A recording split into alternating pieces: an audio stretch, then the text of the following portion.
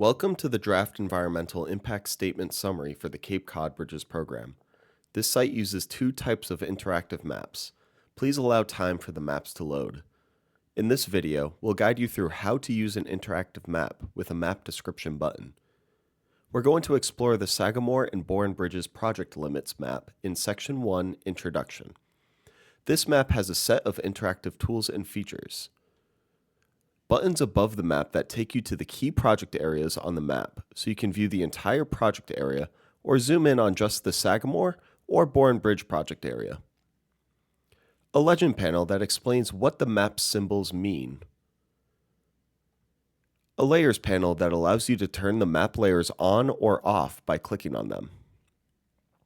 You can move around the map by clicking and holding the left mouse button, then dragging to move around the map.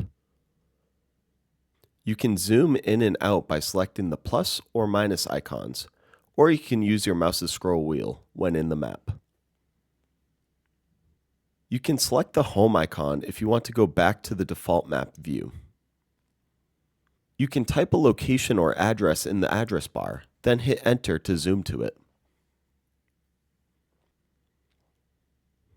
You can select the map description button located below the map for details on the map's content. You can close the description pop-up by selecting the Close button or clicking the X in the top right corner.